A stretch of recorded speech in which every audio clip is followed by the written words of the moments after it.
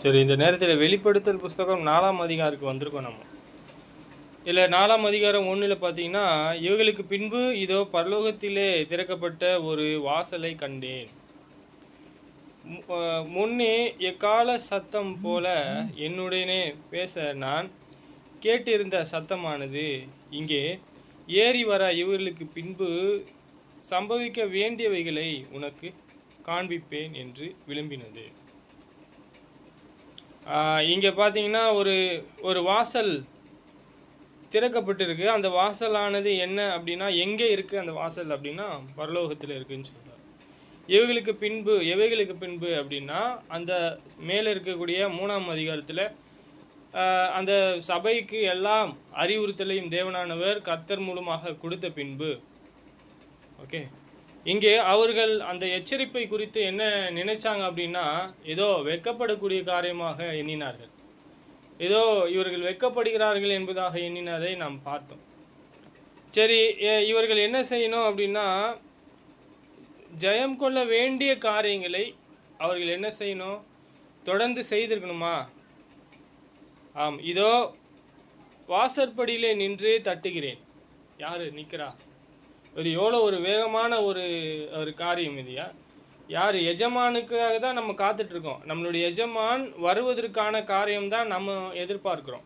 அவர் வந்துட்டாருன்னா நம்ம எல்லாரும் என்ன செய்வோம்? மறுரூபமாயிட்டு நம்ம அவரோடு சேர்ந்து அவரோடு நம்ம எதிர்கொண்டு போவோம் நம்ம பார்க்குறோம். இது நம் சந்தோஷமாக இருக்குது. சரி, இங்கே நம்ம என்ன செய்கிறோம் அப்படின்னா, நாம் உலகத்திலும் அன்பு கூறல. அப்போ நம்ம எதனால நம்ம வெட்கப்படக்கூடியவர்களாக இருப்போம்? யாருக்காக வெட்கப்படக்கூடியவர்களாக இருப்போம் அப்படின்னா, நம்மளுடைய கிரியைகளை குறித்து தான் தேவனானவர் வெட்கப்படக்கூடியவராக இருக்கிறார். நம்மளுடைய கிரியைகளை குறித்து தான் நாம் வெட்கப்படக்கூடியவர்களாக இருக்கணும் இல்லையா? எத்தனை பாவமானது எபேசு மக்கள்கிட்ட இருந்தது, சர்தே மக்கள்கிட்ட இருந்தது, தேத்தேரா சபையார்கிட்ட எத்தனை பாவங்கள் இருந்ததை நாம் காண்கிறோம். சரி, பாவம் என்பது மிகப்பெரிய ஒரு வெயிட், ஒரு பலமான ஒரு கிரியைகளாக காண்கிறோம். தொடர்ந்து நம்ம என்ன செய்ய வேண்டும் என்றால், நாம் நற்கிரியை உள்ளவர்களாக, அந்த நற்கிரியை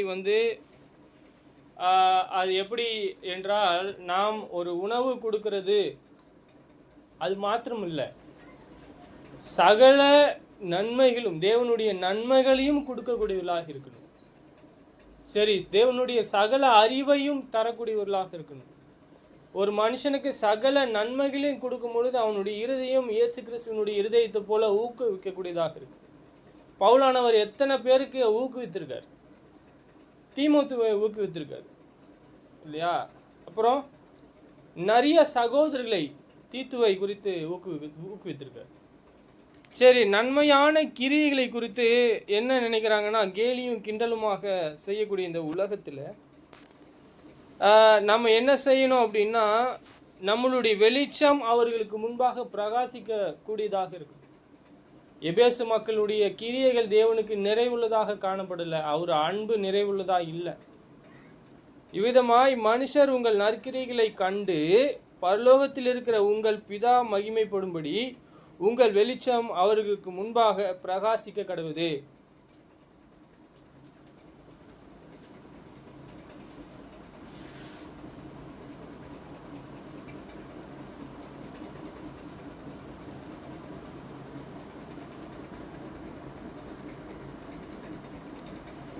மத்தேயு 7:22 அந்த நாளில் அநேகர் என்னை நோக்கி, கர்த்தாவே உமது நாமத்தினாலே தீர்க்க தரிசனம் உரைத்தோம் அல்லவா? உமது நாமத்தினாலே பிசாசுகளை துரத்தினோம் அல்லவா? உமது நாமத்தினாலே அநேக அற்புதங்களை செய்தோம் அல்லவா என்பார்கள். அப்பொழுது நான் ஒரு காலும் உங்களை அறியவில்லை, அக்கிரம செய்கைக்காரரே, என்னை விட்டு அகன்று போங்கள் என்று அவர்களுக்கு சொன்னேன்.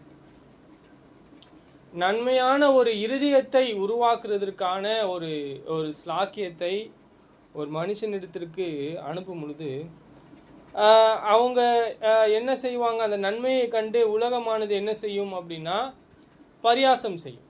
நீங்கள் நன்மையாய் நடக்கிறதை குறித்து எபேசு மக்களை நன்மையாக பைபிளை தூக்கிட்டு போகிறாருப்பா, இவரெல்லாம் இயேசு கிறிஸ்துவுக்கு போர் சேவகனா, இவரெல்லாம் சீஷனா, தேவனுடைய பிள்ளைகளா, பரியாசம் செய்வாங்க. இகழுவாங்க. அவங்களை குறித்து தேவன் என்ன சொல்றாரு பாருங்க. அவங்க எப்படி இருக்கிறாங்க அப்படின்னா, அவங்க பரியாசம் தான் உண்மையாக செய்கிறாங்க. இங்கே பாருங்க, இவங்க சொல்கிறாங்க, அவங்க என்ன செய்கிறாங்க பாருங்க. இது இது ஒரு குழுக்குள்ளாக இருக்குதுன்னு வச்சுக்கோமே. அந்நாள் அந்த நேரத்தில் நாங்கள் என்ன சொல்கிறோம் அப்படின்னா, தீர்க்க தரிசனம் உரைத்தோமே, அநேக அற்புதங்கள் செய்தோமே, நிறைய வியாதிகளை சுஸ்தப்படுத்தினோமே, பிசாசுகள் எல்லாம் ஓடினது. இதெல்லாம் நல்லது தான். ஆனால் சொல்றாரு, எது நிறைவுள்ளது அப்படின்னு எபேசியர்களுக்கு போதிக்கிறாரு. ஆதியில் செய்த அன்பை நீ விட்டுட்டேன்ற. அதை தேவனுக்கு எது உகந்ததோ, தேவனை அறியக்கூடிய அறிவு எதோ, தேவனுக்கு பயப்படக்கூடிய பயம் எதோ அதை கண்டுபிடிக்கணும் எபேசியர்கள். சரி, இயேசுவானவர் இங்கே சொல்றார் மத்தேயு 7:22, அந்த நாளில் அநேகர் என்னை நோக்கி, கர்த்தாவே கர்த்தாவே, உமது நாமத்தினாலே தீர்க்க தரிசனம் உரைத்தோம் அல்லவா, உமது நாமத்திலே பிசாசுகள் துரத்தினோம் அல்லவா, உமது நாமத்திலே அநேக அற்புதங்கள் செய்தோம் அல்லவா என்பார்கள். அவங்க இந்த மாதிரி செஞ்சா கூட சரி, தேவனுக்கு முன்பாக அவருக்கு பிரியமுள்ளவர்களாக இல்லை, என்னுடைய அடிச்சூடில் எல்லாம் மிகவும் கொடுமையான பாவங்கள் மாத்திரம் உண்டு அப்படின்னா, ஆவிக்குரிய வகையில் நான் வியாதி உள்ளவனாக இருக்கிறேன் என்றால், தேவனானவர் என்னிடத்தில் நிறைவான கிரியைகளை காணவில்லை. நான் என்ன செய்யணும்?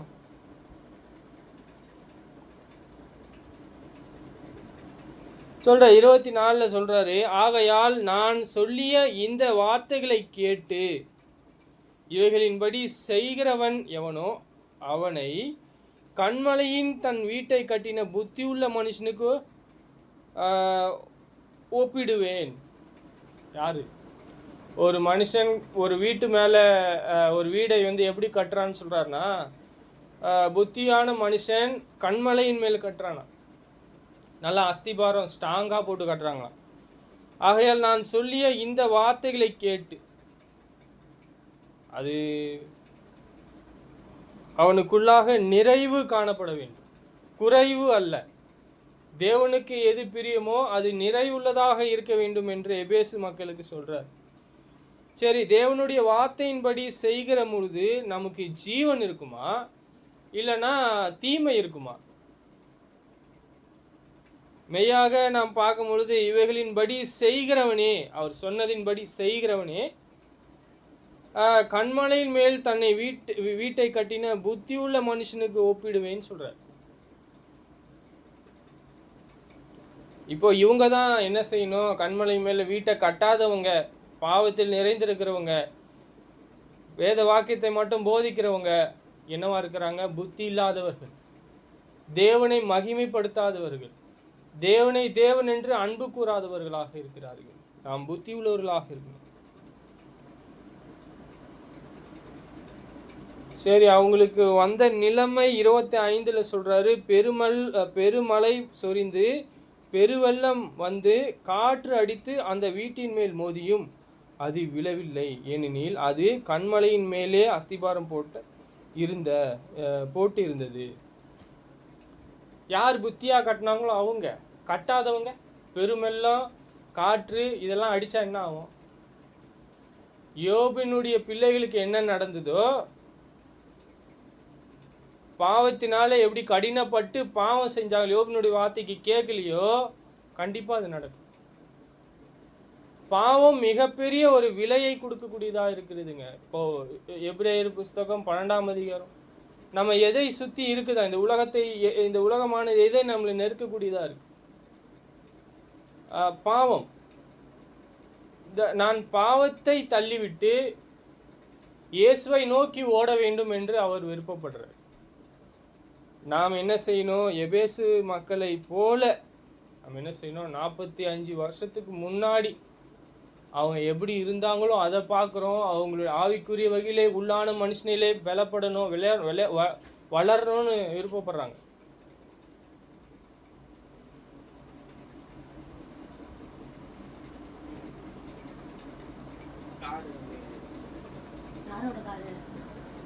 வண்டி எது சொல்றாங்க, கார் வந்து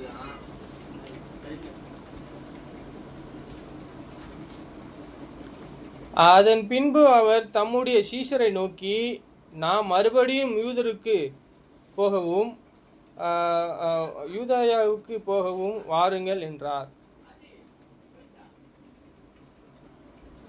அதற்கு சீஷர், ரபி, இப்பொழுதுதானே யூதர்கள் உம்மை கல்லெறிய தேடினார்கள், மறுபடியும் நீர் தேடினார்களே, மறுபடியும் நீர் அவ்விடத்திற்கு போகலாமா என்றார். இயேசு பிரதியுத்தரமாக, பகலுக்கு 12 மணி நேரம் அல்லவா? ஒருவன் பகலிலே நடந்தால் அவன் இந்த உலகத்தின் வெளிச்சத்தை காண்கிறபடியால் இடரமாட்டான். சரி, நம்ம என்ன செய்கிறோம் அப்படின்னா, பாவத்தை போடுறாங்க அப்படின்னா, கீழே விழுந்துட்டாங்க, அவங்க ஆசைப்படுவதற்கு இச்சைக்கு ஏற்றபோல் ஒன்று வருது அப்படின்னா, இச்சிக்கிறாங்க அப்படின்னா அது பாவம் செய்வதற்கு தான் அவங்க என்ன செய்கிறாங்க, தீவிரிக்கிறாங்க. இங்கே சொல்கிறாங்க, அதற்கு சீஷர்கள், ரபி, இப்பொழுது தான் யூதர்கள் உம்மை கல்லெறிய தேடினார்களே. என்ன சொல்லிட்டார்? அப்படி கல்லெறியறதுக்கு நன்மை தான் செஞ்சார். மறுபடியும் நீர் அவ்விடத்திற்கு போகலாம் வாங்கன்னு சொல்றாரு எல்லாரையும். அவருக்கு பயம் கிடையாது, பயம் இல்லை. ஏன்னா அவர் அந்த காலத்திற்கு முன் அவரை கொலை செய்வதற்கான அதிகாரம் பிதா கொடுக்க மாட்டாரு தானே. அவர் நியாயமாய் தீர்ப்பு செய்கிறவர், அவர் அநியாயம் உள்ளவர் கிடையாது. யார்? மனுஷன்தான் அநியாயக்காரன் இல்லையா? எத்தனை மனுஷன் நியாயமா இருக்கிறாங்க, பூர்ணமா இருக்கிறாங்க, இரக்கமா இருக்கிறாங்க, தேவனுடைய கற்பனைகள் எல்லாம் கை கொள்ள நினைக்கிறாங்க. அவனுடைய பார்வைக்கு அவன் சுத்தமா இருக்கிறான். நாம் எப்படி பார்க்கணும்? தேவனுடைய சாயலை பார்த்து அவரை அறிந்து கொண்டு இயேசு எப்படி நடந்தாரோ அப்படி போகும். சரி, நம்ம இங்க அவர் கற்பிக்கிறாரு, ஒருவன் பகலிலே நடந்தால் சொல்றார். அவர் என்ன எதுல சொல்றாருன்னா, அவர் சத்தியத்தின்படி நடக்கிறதை சொல்றார். ஒருவன் பகலிலே நடந்தால் அவன் இந்த உலகத்தின் வெளிச்சத்தை காண்கிறபடியாலே இடரமாட்டான், விழமாட்டான். ஏன்? 1 பேதுரு புஸ்தகத்தில் நீங்கள் காண்றீங்க இல்லையா? அவர் ஆவிக்குரியதை கூட்டி வழங்குங்கள் சொல்றார். இப்படி செய்தீங்கன்னா நீங்கள் ஒரு காலம் இடர மாட்டீங்க. கனியற்ற அந்தகார கிரியைகளுக்கு உடன்படாதீங்க சகோதரரே சொல்றார். ஏன்? இது மிக வெளியேற பெற்ற ஒரு வாழ்க்கை. இந்த வாழ்க்கையில நீங்கள் அற்பமான இந்த உலக சந்தோஷத்திற்காக நீங்கள் இழந்து போனீர்களானால், அதில் நீங்கள் பாவம் செய்தால் பின்பு உங்களுக்கு என்ன கிடைக்கும்? ஒன்றுமே கிடைக்காது. இடரை வைத்து நம்ம என்ன செய்ய போகிறோம்? எத்தனை மணி நேரம் சந்தோஷமாக இருக்க முடியும்? நாம் பகலுக்குரியவர்களாக நன்மையை செய்தோமானால், இந்த உலகத்தின் வெளிச்சத்தை காண்போமானால், நாம் தொடர்ந்து என்ன மாட்டோம்? இடர மாட்டோம்.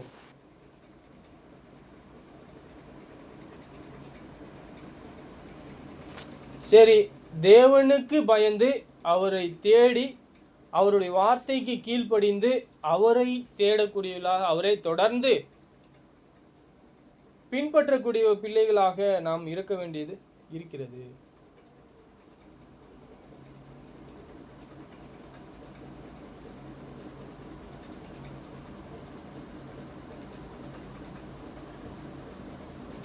நம்ம தொடர்ந்து என்ன ஞாபகம் வைத்துக் கொள்ள வேண்டும் என்றால், எல்லா சீஷனும் எல்லா தேவ பிள்ளைகளும் யாருக்கு மேற்பட்டவர்கள? சீஷன் தன் போதகரிலும் வேலைக்காரன் தன் எஜமானிலும் மேற்பட்டவன் அல்ல. என் இயேசுவை போல நான் வாழ்வதற்கு ஏற்றவாறு இருக்கின்றேன். என் இயேசுவானவர் எப்படி சாந்தமும் மனத்தாழ்மையுமா இருக்கிறாரோ, அதை கற்றுக்கொள்வதற்கான இருதயத்தை தேவனானவர் எனக்கு கொடுக்கக்கூடும். அதை தவிர சீஷன் தன் போதகரின் மேற்பட்டவனாக இருக்க வாய்ப்பில்லை. நாம் என்ன சிந்திக்கணும் அப்படின்னா, உங்கள் வழியை நீங்கள் எப்படி இருக்கிறீர்கள், எப்படி நடக்கிறீங்க, அவருடைய வார்த்தையின்படி நீங்கள் சிந்திப்பீர்களானால், மெய்யாகவே நாம் என்ன செய்ய மாட்டோம்? நாம் இடறி போவதற்கு ரொம்ப சாத்தியம் குறைவாகத்தான் இருக்கிறது. சரி,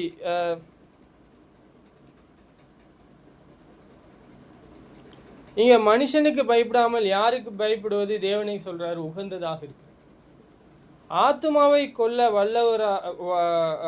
வல்லவர்களா இராமல் சரீரத்தை மாத்திரம் கொல்லுகிறவர்களுக்கு நீங்கள் பயப்பட வேண்டாம். ஆத்துமாவையும் சரீரத்தையும் நரகத்திலே அழிக்க வல்லவருக்கே பயப்படுங்கள். இந்த உலகத்தின் இருக்கக்கூடிய அந்த ஆசை, அந்த இச்சைகளை நாம் என்ன செய்யக்கூடாது? ஒருபோதும் வரும் தான், இருக்கும் தான். ஆனால் நாம் என்ன செய்யக்கூடாது? அதில் நம்ம விழுந்துடக்கூடாது. சரிங்களா? இங்கே சொல்கிறாரு, ஆத்துமாவை கொல்ல வல்லவர்களா இராமல். ஆத்துமா எனக்கு என்ன இருக்கு? மனம், இருதயம், ஆத்துமா. எது நரகத்தில் தள்ள போகிறாரு? நீதியை செய்தனால் நீதிக்கேற்ற பலனையும் நான் தேவனோடு இயேசு கிறிஸ்துவோடு இருப்பேன். என்னை அவர் என்ன தீர்ப்பு செய்ய போகிறார்?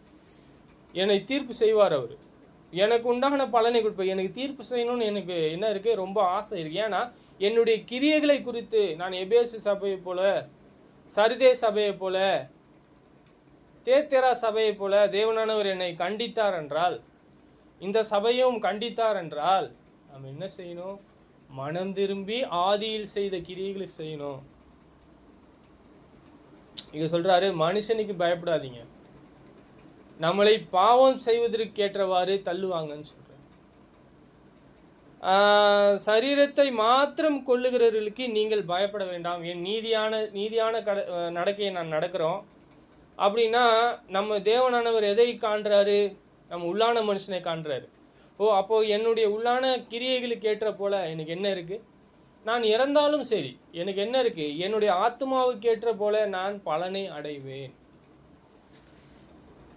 நாம் தொடர்ந்து நம் யாருக்கு கீழ்ப்படிந்து ஆவிக்குரியதிலே வளரணும். ஆவிக்குரிய வகையிலே வளர்வது என்பது ஏதோ இயேசுவை பின்பற்றுவதாக இருக்கிறதா?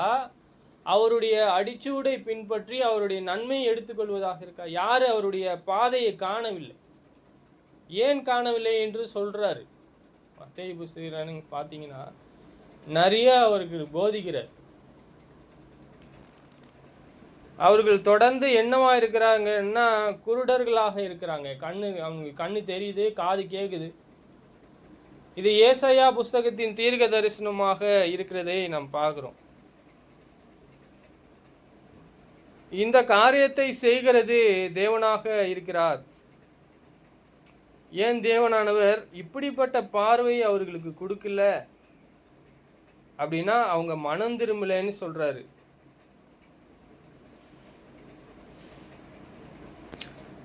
மத்தேயு 13:13 அவர்கள் கண்டும் காணாதவர்களும், யாரு காண்றாங்க? காணல. கேட்டும் கேளாதவர்களும் உணர்ந்து கொள்ளாதவர்களா இருக்கிறபடியால் நான் ஓமையாக அவர்களோடு பேசினேன்.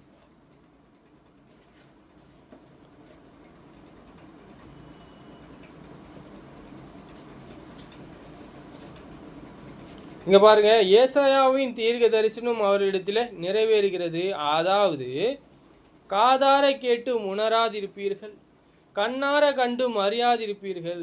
இந்த ஜனங்கள் கண்களினாலே காணாமலும் காதுகளினாலே கேளாமலும் இருதயத்திலே உணர்ந்து மனம் திரும்பாமலும் நான் அவர்களை ஆரோக்கியமாக்காமலும் இருக்கிறபடியாக அவர்கள் இருதயம் கொளுத்திருக்கிறது. அவங்க தொடர்ந்து என்ன செய்கிறாங்க அப்படின்னா காதால் மந்தமாக கேட்குறாங்க. அவங்க ஏன் சொல்கிறாரு? இருதயத்திலே உணர்ந்து மனம் திரும்பவில்லை என்பதாக அவர் என்ன சொல்லிட்டு இருக்க. சரி, அவர்கள் மனம் திரும்பவில்லை.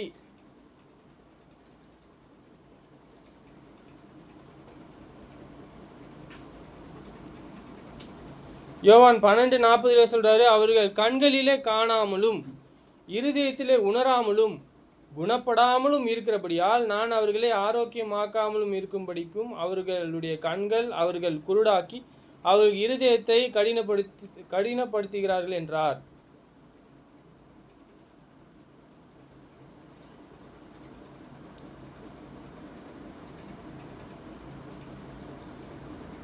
சரி, பூமிக்குரிய ஒருவேளை பலவீனம் அவர்களுக்குள் இருக்குமானால்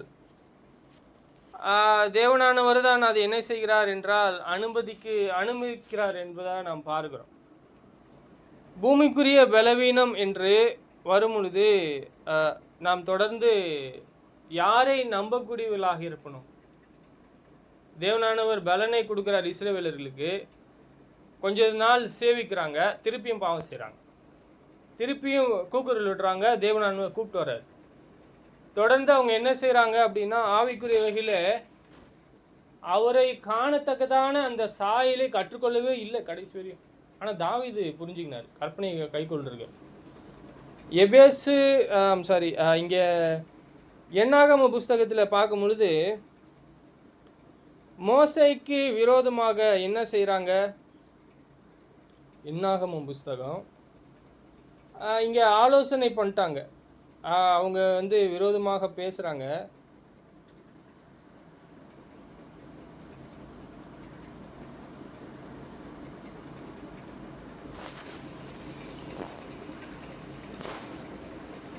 என்னாகமும் 21:1-6.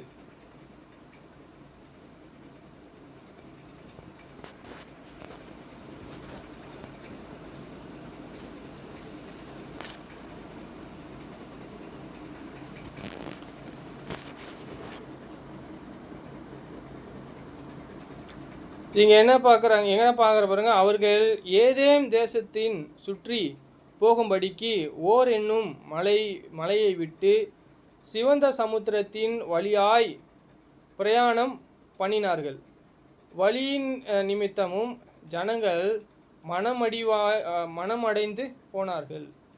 சிலது ஜனங்கள் தேவனுக்கு மோசைக்கும் விரோதமாக பேசி, நாங்கள் வனாந்தரத்திலே சாகும்படி நீர் எங்களை எகிப்து தேசத்திற்கு வர பண்ணினது என்ன?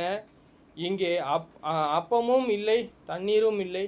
இந்த அற்பமான உணவு எங்கள் மனதிற்கு வெறுமையாய் இருக்கிறது என்றார்கள். இங்கே எங்கேருந்து கூப்பிட்டு வர்றாரு அப்படின்னா, இது என்னாகமம் அப்படின்னா ஒரு இஸ்ரவேலர்களே என்ன செஞ்சிருக்காரு? இன்னும் 7 பேர் இருக்காங்க.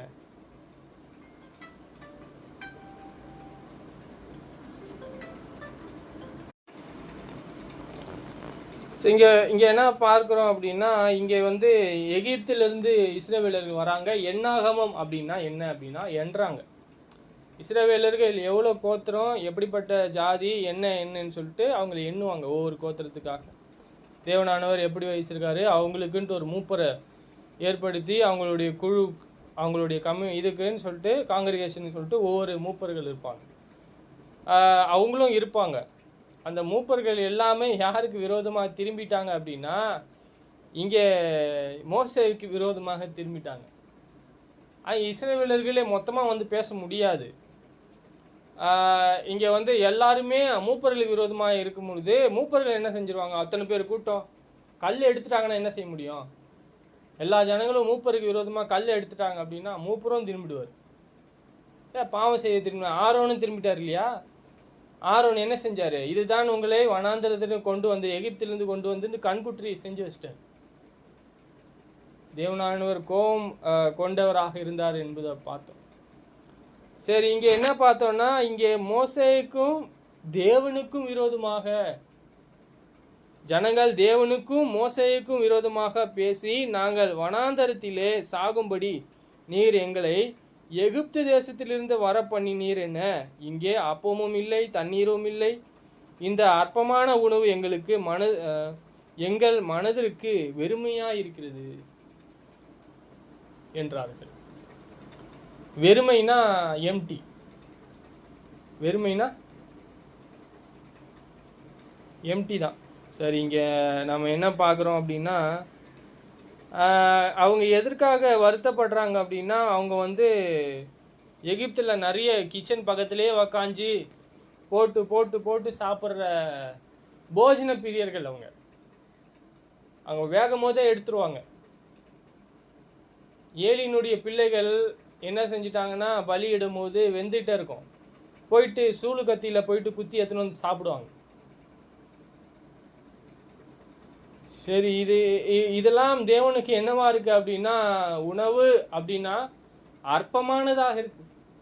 மனுஷன், இயேசுவானவர் சொல்றார், மனுஷன் போஜனத்தினால மாத்திரமல்ல, தேவனிடத்திலிருந்து புறப்படுகிற ஒவ்வொரு வார்த்தையினாலும் பிழைப்பான். 40 நாள் அவர் பாஸ்டிங் இருந்து சாப்பிடாம தான் இருக்காரு. அவர் சாகலை இல்லையா? நம்ம உடம்பு மெலிதாகும், வயிறு குட்டியாகும். அவங்க என்ன? அவங்க போஜன பிரியர்கள் அல்ல. ஜனங்கள் தேவனுக்கு மோசேக்கும் விரோதமாக பேசினது நிமித்தம் கர்த்தரானவர் அவர்களுக்கு என்ன செய்தார்? தொடர்ந்து பேசிக்கிட்டே இருக்கிறாங்க அப்படின்னா, தொடர்ந்து விரோதமாக பேசுகிறாருன்னா தேவன் அவங்களுக்கு பனிஷ்மெண்ட் பண்ணிக்கிட்டே இருக்கார்.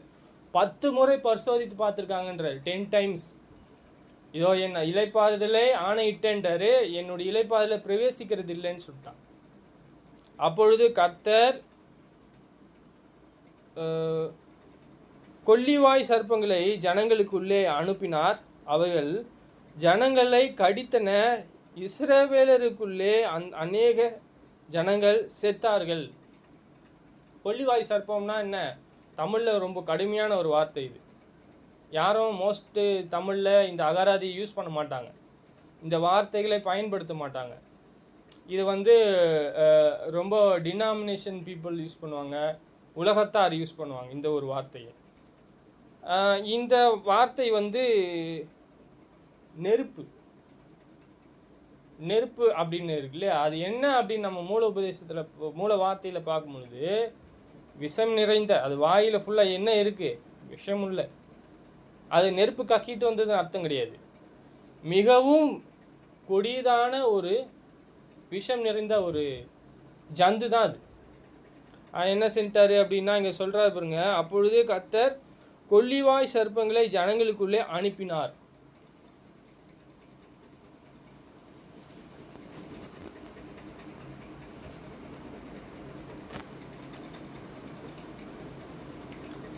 சரி, இங்கே தொடர்ந்து அது மூல உபதேசத்தில் நீங்கள் பார்க்கும் பொழுதுட்டு அது கொல்லிவாய் தான் எரிகிறது.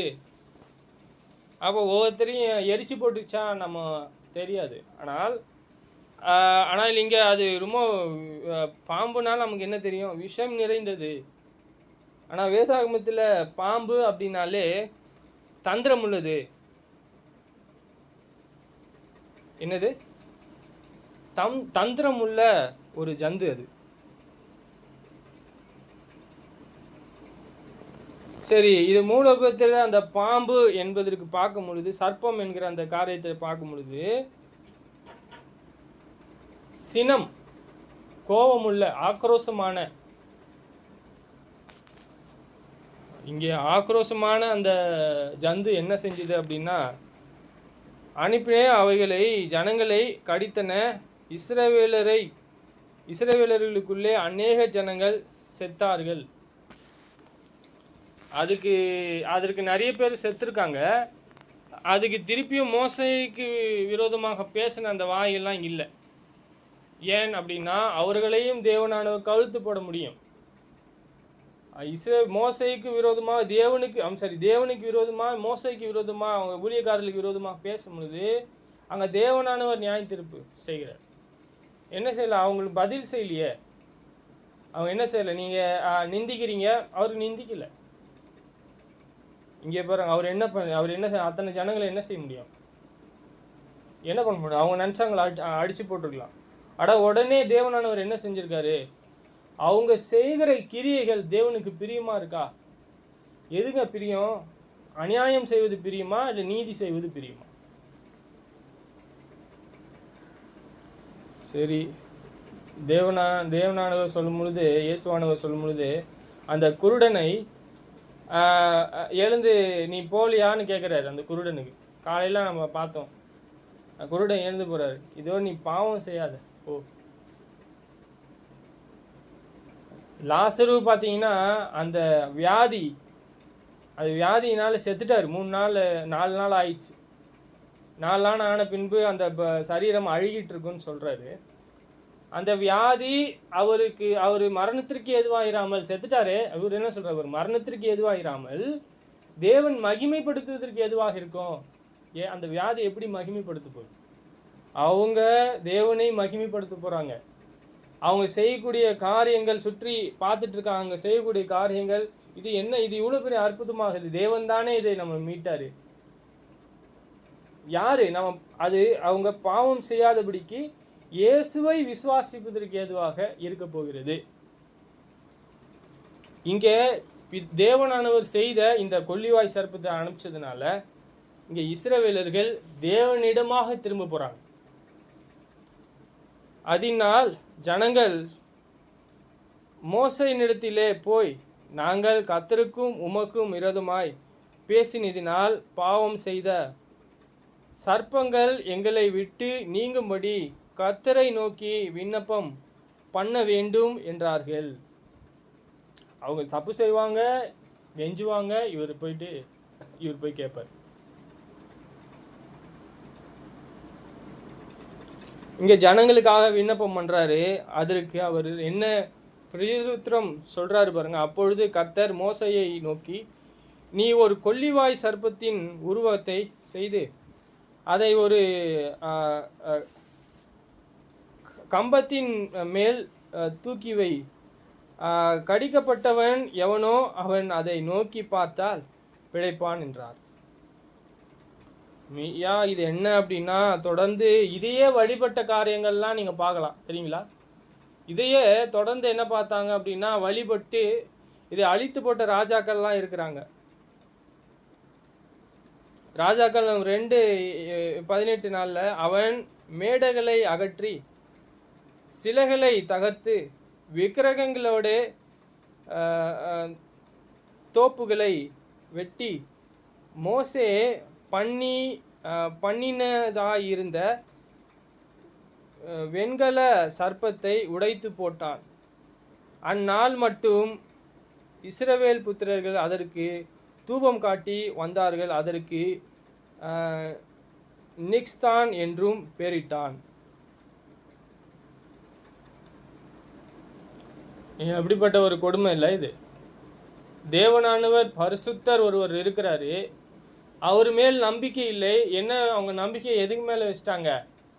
அவ்வளோ அற்புதத்தையும் அடையாளத்தையும் காமிச்சு, அவ்வளோ கல்மலை, பார்வன் அனுப்ப மாட்டேன்னாரு, ஒரு வாதையை கொடுக்குறாரு. ஓ அனுப்புகிறேன் அப்படின்றாரு. திருப்பியும் அனுப்ப மாட்டேன்னு பேனை வர வச்சிட்டாரு. சுற்றி பேனு கடிச்சா எப்படி இருக்கும்? முடியல. திருப்பியும் மோசையை கூப்பிட்டு பேசுகிறாங்க, நான் அனுப்பிச்சி விட்றேன்னு. முடியாது. ஈக்கள் செத்து நாரி கிடக்கும். எங்கே எல்லாமே ஈ செத்துச்சுன்னா என்ன, ஒரு ஈ செத்தா பரவாயில்ல, பல 100 ஈ ஃபுல்லாகவே தேசம் முழுவதும் செத்து போனால் எப்படி இருக்கும்? ஒரு ஈ செத்து அந்த தைலத்தில் போட்டால் அது என்ன ஆகும்? நாரி கெட்டு போகும்னு சொல்கிறார் இல்லையா? சரி, நம்ம என்ன பார்க்குறோம் அப்படின்னா, இவ்வளோ பெரிய அற்புதங்களை கண்டு இப்போ கடைசியில் மோசை கிட்ட போயிட்டு கெஞ்சுறாங்க. மோசே அவர்கிட்ட என்ன செய்ய போகிறாங்க அப்படின்னா, சமாதானப்படுத்துவதற்கு மோசே தேவனிடமா திரும்பிட்டார். ஆனால் அவங்க தொடர்ந்து என்ன செஞ்சிட்டாங்க அப்படின்னா, அந்த சர்ப்பத்தையும் வைத்தே என்ன செஞ்சிட்டாங்க, வழிபட்டாங்க. ஒரு ராஜா இங்கே உடைச்சிட்டாரு. மோசே பண்ணி வைத்திருந்த வெண்கல சர்ப்பத்தை உடைத்து போட்டான். அந்த நாள் மட்டும் இஸ்ரவேல் புத்திரர் அதற்கு தூபம் காட்டி வந்தார்கள். அதற்கு நிக்ஸ்தான் என்று பெயரிட்டான். ராஜாக்கள் புஸ்தகம்.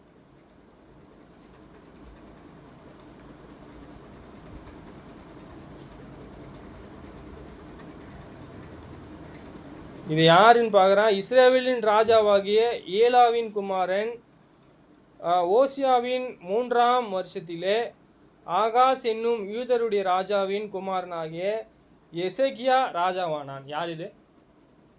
ரொம்ப குழப்பமாக இருக்காது, ரொம்ப ஈஸி. தாங்க தகப்பனே இது அது எசேக்கியா யார்? எசேக்கியா ராஜாவானான்னு சொல்கிறார்.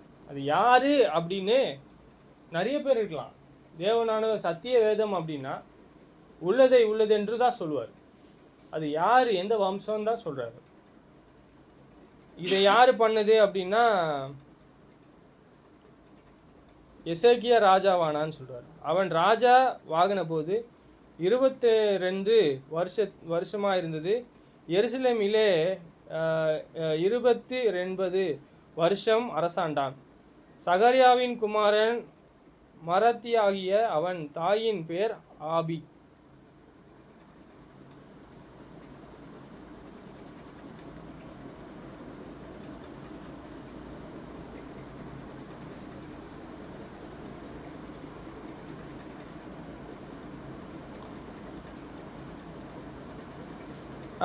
நாம் என்ன தொடர்ந்து நம்ம பார்க்க முடியும், இது ராஜாக்கள் எல்லாமே நம்ம வாசிக்க முடியும். நம்ம இங்கே எப்படி இருக்கோம் அப்படின்னா, அவங்க குணமாகறாங்க திருப்பியும் அந்த இடத்த விட்டு வேற இடத்துக்கு, அதே தேசத்தில் தான், அதே இடத்துல தான், ஆனால் வேற பக்கமாய் அவங்க என்ன செய்வாங்க அப்படின்னா, அங்கே தங்குவதற்கான போடுவாங்க.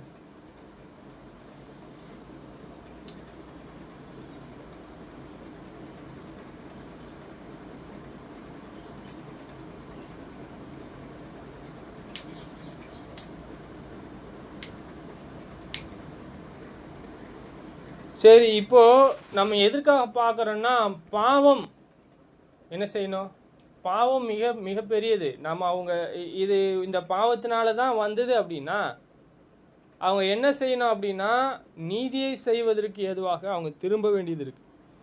இயேசுவானவரை காணத்தக்கதாக அவங்க என்ன செய்யணும், திரும்பக்கூடியவர்களாக இருக்க வேண்டும்.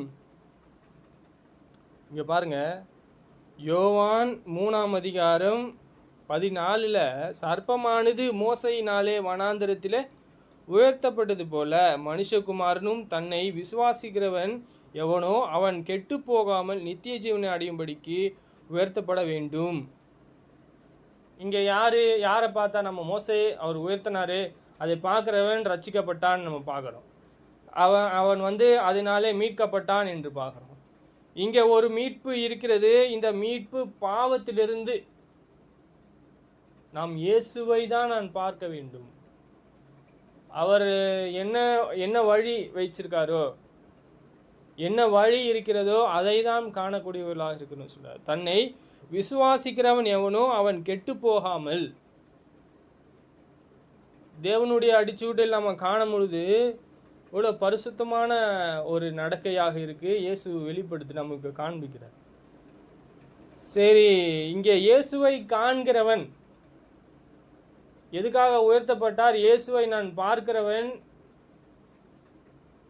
அவனுக்கு ஜீவன் உண்டு என்று தேவன் பதிவு செய்கிறார்.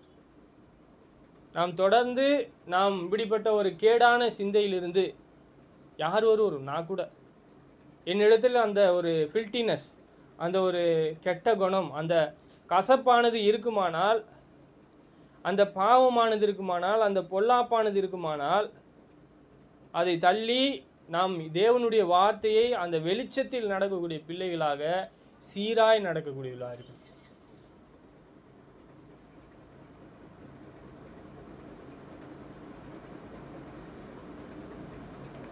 இது தேவனுடைய அன்பு, அன்பாக இருக்கு. தேவன் தம்முடைய ஒரே பேரான குமாரனை விசுவாசிக்கிறவன் கெட்டு போகாமல் நித்திய ஜீவனை அடையும்படிக்கு அவரை தந்தருளி இவ்வளவாய் உலகத்தில் அன்பு கூர்ந்தார்.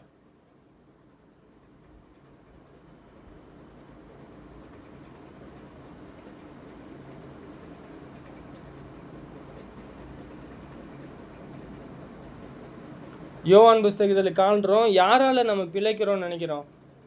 யாரால அவங்க எபேசியர் மக்கள் திரும்பணும்? யாருக்கிட்டமா திரும்பணும் சொல்றாரு?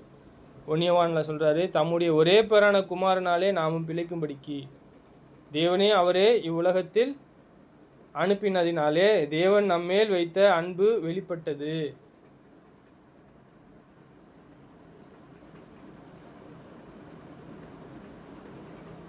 சங்கீத புஸ்தகம். சரி, நம்ம நீதியை செய்வதை நிறுத்திட்டோம் அப்படின்னா, நீதியை செய்ய நிறுத்திட்டோம் அப்படின்னா, அது நம்ம சோர்வாக இருக்கிறோம் அப்படின்னா இலைப்புழுவர்களாக இருக்கிறோம்னு சொல்கிறார். நம்ம ஆத்துமால சோர்ந்து போகிறோம்னு சொல்கிறாரு. எபிரேயர் புஸ்தகம் 12:3.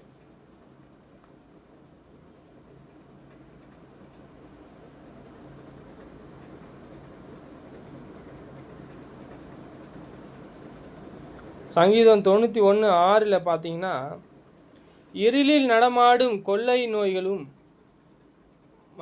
மதியானத்திலே பாழாக்கும் சங்காரத்திற்கும் பயப்படாதிருப்பாய்.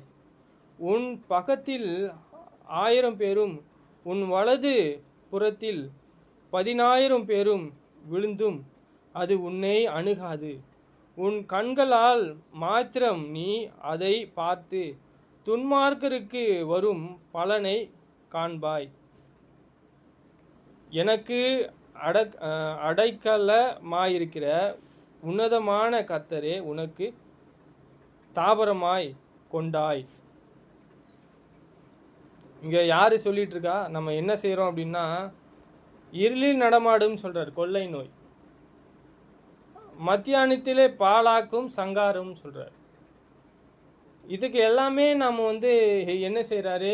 என் தேவனை, என் கர்த்தரை உனக்கு தாபரமாய் கொண்டாய். நாம் யாரை நாம் சார்ந்து, யாரை அன்றி வாழணும்? நம்ம எதற்காக பயப்படணும்? நாம் என்ன செய்யணும்? நீதியை செய்வதற்கு ஏற்றவாறு திரும்பணுமே தவிர அநியாயம் செய்வதற்கு, பாவத்தை செய்வதற்காக ஒருபோதும் கூட. எபேசியர்கள் திரும்புகின்றார்.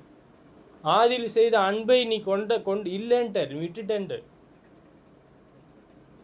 மனம் மாற வேண்டியது இருக்கிறது. வாய்ப்பு கொடுத்த யாருக்கும் நன்றி.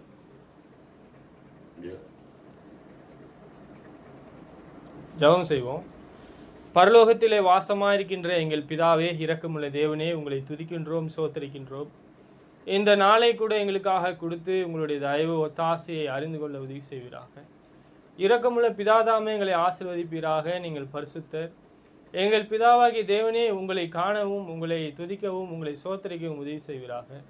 பிதாவே, நாங்கள் பகலிலே நடக்கக்கூடிய பிள்ளைகளாக சீராக நடக்க உதவி செய்யும். பிதாவாகிய தேவனே, எவ்வளவோ துன்மார்க்கமும், எவ்வளோ கொள்ளை நோய்களும், எவ்வளோ அநியாயங்களும் இருக்கிறது. நாங்கள் பிதாவை நீதியும் நியாயத்தையும், பிதாவை உங்களுக்கு பிரியமானவர்களை செய்ய எங்களுக்கு உதவி செய்யும். இரக்கமுள்ள தேவனே, நீங்கள் பரிசுத்தர். உங்களைப் போல நாங்கள் வளருவதற்கு உதவி செய்வீராக. தொடர்ந்து உங்களுடைய நாமம் மகிமைப்படுவதாக. உங்களை துதிக்க உதவி செய்யும். எங்களுக்கு விரோதமாக எங்களை எவ்வளோ பேர் நிந்தித்து துன்பப்படுத்தி பலவிதமான மொழிகளை சொன்னாலும், எங்கள் தேவனே, உங்கள் மேல் பிரியமாயிருந்து உங்கள் வேத வாக்கியங்களை போதித்து நாங்களும் பிதாவே ஒரு சபை கூடி வருதலை ஏற்படுத்துவதற்கும், பிதாவே அதில் நிறைய சகோதரர்கள் வருவதற்கும் பிதாவாகி தேவன்தாமே நீங்கள் எங்களுக்கு உதவி செய்யும்படியாக வேண்டுதல் செய்கின்றோம். உங்கள் சித்தமானால் உங்களை பிரியப்படுத்தக்கூடிய இருதயத்தை தந்து வழிநடத்தும் பிதாவே. நாங்கள் இன்னும் அதிகமான நன்மைகளை போதிக்க உதவி செய்யும். நீங்களும் இன்னும் ஒரு ஆத்மாவை கொடுத்து பிதாவாகி தேவனே, உங்களுக்கு போதிக்கிறதற்கு ஏற்றவாறு நீங்கள் வழிநடத்துகிறீர். தொடர்ந்து எங்களை ஆசீர்வதியும் வழிநடத்தும். குமாரன் இயேசுவின் இனிய நாமத்தில் கேட்கின்றோம் பிதாவே. சோத்திரம்.